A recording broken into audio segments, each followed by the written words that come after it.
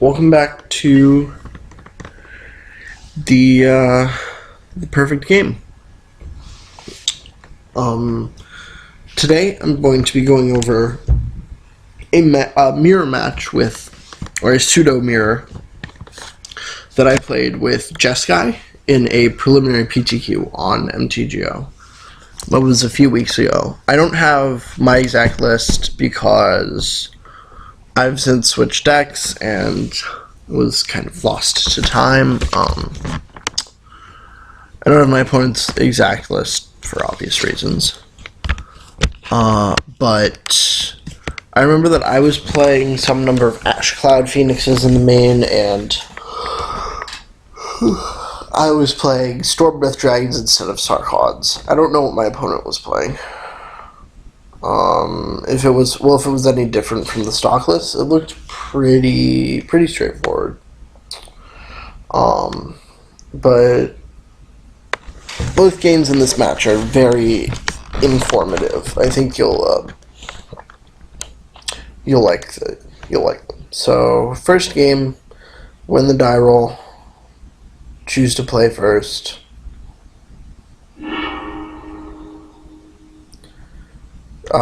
Opener is 7 is a 1-lander, so I can't keep that. Don't have either of my my splash colors, so I can't really keep this either. So we go down to 5, and this is a very good 5. I have all my colors, some scry action to find what I need, so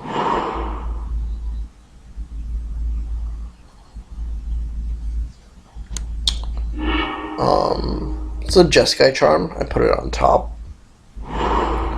Opponent plays a fetch land and passes. I don't know what my opponent's on. Could be the mirror, could be blue-white heroic, could be some blue-white control deck. But either way, they're not putting any pressure on me, so I want to go ahead and get the Mantis Rider down on turn 3. I don't think keeping a mana open to Magma Jet, something my opponent plays, is necessary. Find Stormbreath Dragon, put it on bottom because I'm not that close to casting it. Opponent fetches, plays an island, and passes. So now we know with relative certainty that they're not on blue-white heroic because they didn't have a turn 1 or turn 2 creature. And blue-white heroic basically can't keep any hand without turn 1 or turn 2 creature. This play is pretty straightforward. Just jam Mantis Rider. Bash for 3. Opponent plays their red source, so now we can kind of gather they're on Jeskai.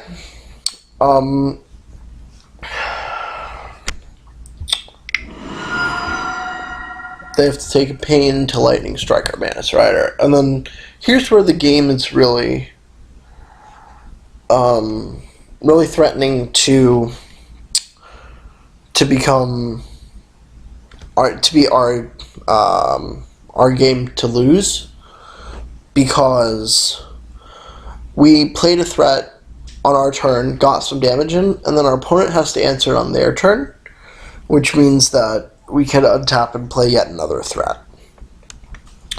And it's going to be very difficult for our opponent to really stabilize, as you'll see. Drawing another threat really makes it a lot better for us. Opponent takes pain again to remove it, taps mana on their turn.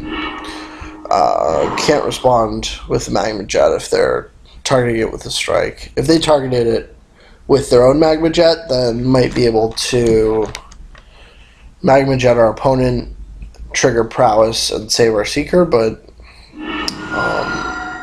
opponent wisely did not do that. So opponent fetches and then passes. I go ahead and Magma Jet them. see a Stoke and a Strand, we'll keep the Stoke, bottom the Strand. Our opponent is very close to dead. And we have, like, most of their life total in burn in hand. Especially if they ping themselves. So, Rabble Master is fine.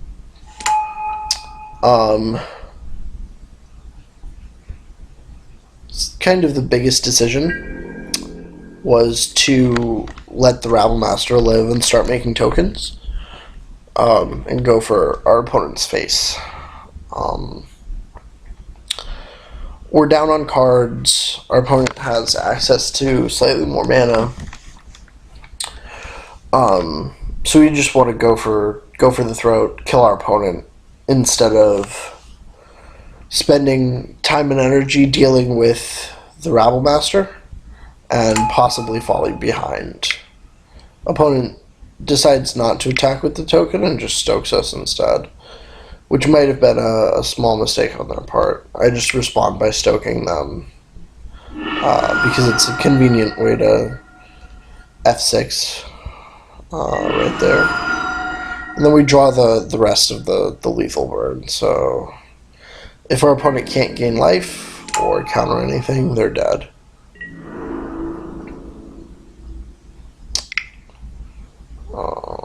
Opponent attacks. And they do have a Jeskai Charm to gain life, which forces me to charm the Rabble Master to the top. And opponent goes up to 9. But I draw the Ash Cloud Phoenix, which is really good. Just a couple hits from that, and our opponent dies. It's not very easy to interact with. Now 1 hit. Because the opponent has to take another pain to cast the Rabble Master again. And now they're just dead. Nothing really to it.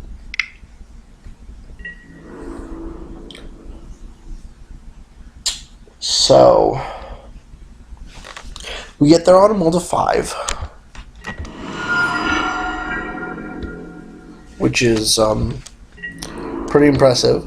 It's because we took the initiative early, and so we were able to punish our opponent for possibly missequencing their lands or a fragile keep, as well as our opponent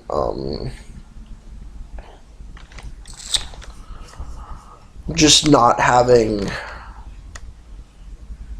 a lot of interaction, I guess. So if our opponent had the Battlefield Forge, they should have played it turn 2 so that they can Lightning Strike something that I play. If they didn't have the Battlefield Forge, then they probably should have mulliganed that hand.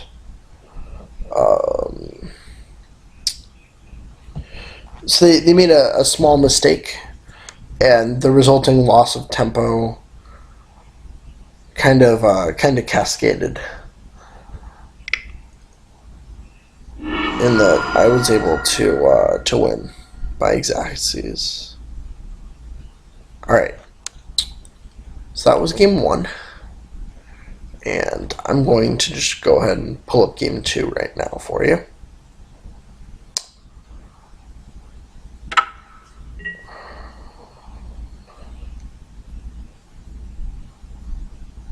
Opponent decides to play.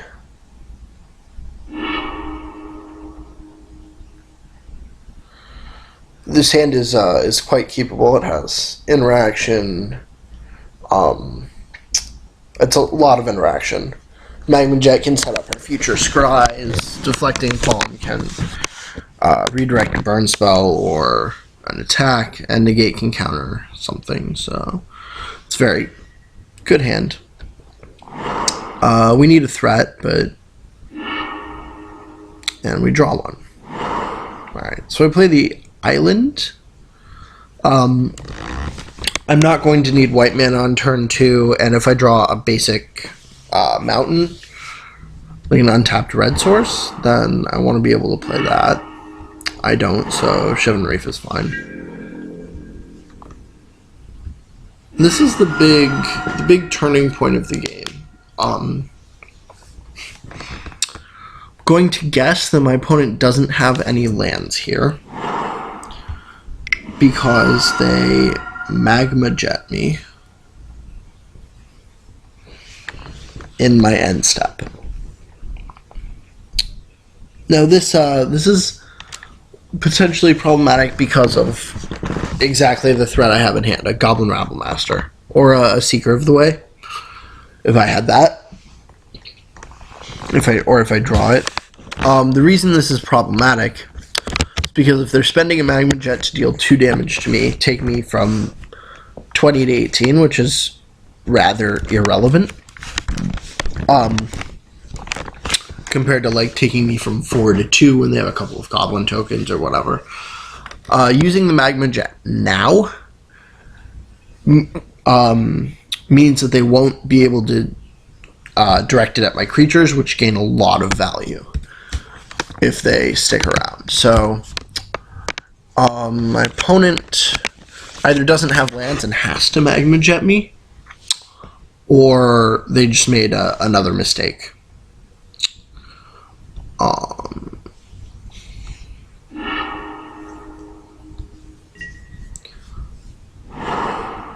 And now here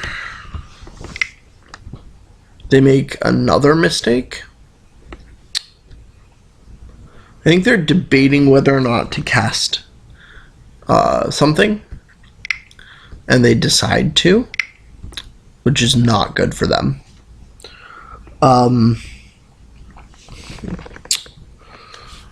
Because it walks, like, them casting a threat there walks right into me burning their threat, untapping and playing my own threat, and then it's just a massive problem for them. They're really far behind. Same thing that happened in the first game is that I get to pull way ahead on tempo.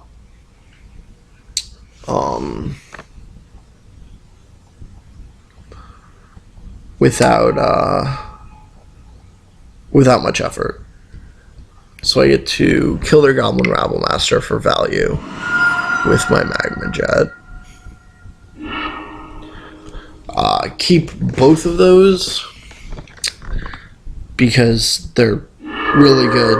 Lightning Strike is just a very efficient spell. I play the Shivan Reef because I don't want to shuffle away the other Lightning Strike. And opponent plays Mantis Rider. Now, if my opponent had played the Mantis Rider last turn, if they had it in hand, that would have been a lot better for them. Because I wouldn't have been able to Magma Jet it. Like if you're playing the Mirror and you're on the play and your opponent has 2 mana up, and you have the choice between Mantis Rider or Rabblemaster, it's almost always correct to go with the Mantis Rider first, because with Rabblemaster, your opponent has twice as many cards that kill Rabblemaster because of Strike and Jet, whereas only your opponent has to have Strike to kill the Mantis Rider before you deal damage. So opponent swings in for 3, which is fine because I get to fetch.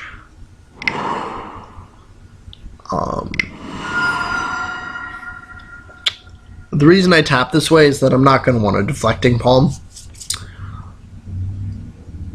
And so I want to be able to cast Negate without taking pain, or Lightning Strike with taking pain. So it's better than tapping the Island and the Reef, because there's no way I'm going to want a Deflecting Palm next turn. I'm either going to want to strike or negate. So opponent takes 6 down to 10. Next turn I attack for 8, and then I get to strike them and kill them. So again, this is I I was able to take initiative early again, but this time because my opponent magma jetted my face instead of saving it. They might have had 2, they might not have had lands, but they do draw 3 lands in a row after that, so I'm not entirely sure. Not entirely sure they needed to. I don't know. Either way, the fact that they ran Mantis Rider straight into, or they ran Goblin Rabblemaster out instead of Mantis Rider or instead of waiting was problematic. You almost never want to play a threat into untapped mana unless you have to. I mean, clearly they didn't have a burn spell to take care of the Rabblemaster, or they would have used it. But generally, the person who flinches first loses in the Jeskai mirror. Especially post-sideboard where players have more counterspells like Negate. So my opponent just tries to cast Sarkhan and just runs into my Negate, and game's over because of the lightning strike in my hand. We're just done. So I strike my opponent here and attack in and lose.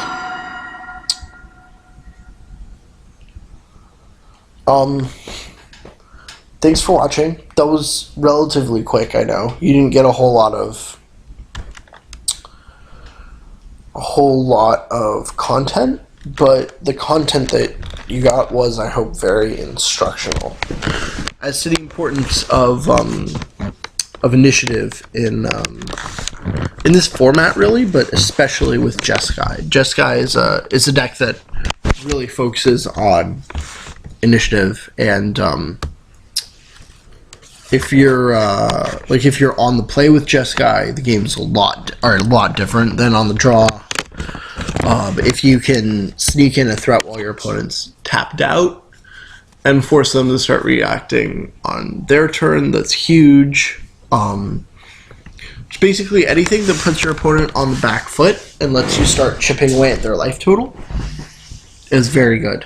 You're not tremendously concerned about trading 2 for 1 or getting incredible rates like decks like Abzan or Blue-White Control are. Blue-Black Control, excuse me. Any control deck, really. Like, you're not trying to trade 2 for 1. What generally happens is you're trying to take the initiative and trade 1 for 1, but get damage in before your opponent is able to trade. And once you've done that a few times and your opponent's within burn range, you can just burn them out, usually with the assistance of something like a dig through time to find you additional spells. So the way you get resource advantage with Jeskai is you pressure your opponent and pressure them until they're just dead. Like, you just close the game out with burn. And because of that, like, it's really good at being like a proactive yet resilient deck, because you don't care so much about your opponent drawing cards or playing sweepers or anything like that. You're fine if your opponent has a lot of removal, as long as they are forced to take a hit from a Goblin token or Mantis Rider before they cast it. So any sort of sorcery speed removal or instant speed removal that they have to play on their turn because they're tapped out when you play your threat. Whatever. So the deck functions a lot like a burn deck in that your opponent's life total is much more relevant than their cards in hand. And a lot of the time, you're just playing your threats to get in a couple of points of damage and then force your opponent to spend mana removing them after they've done their job. That's why Rabblemaster and Manus Rider and like Stormcon and Stormbreath are so big, is because they have haste. So if your opponent, you don't care if your opponent kills your threats. You actually want them to kill you. In the case of decks with like counter spells or discard or life gain, you want them to spend time killing your threats after they've done their job, because it means that they can't really react to the next thing or the next thing or the thing after that, you know.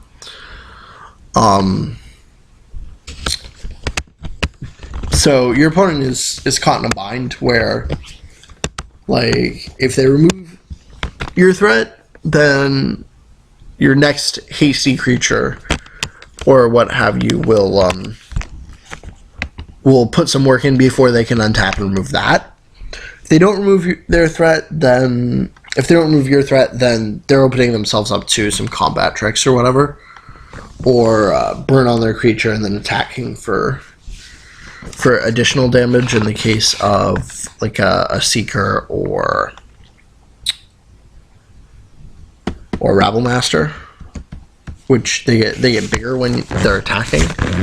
So like your opponent is forced to try to figure out which road to take. They're either keep your board clear or try to race. And it's very easy to choose wrong.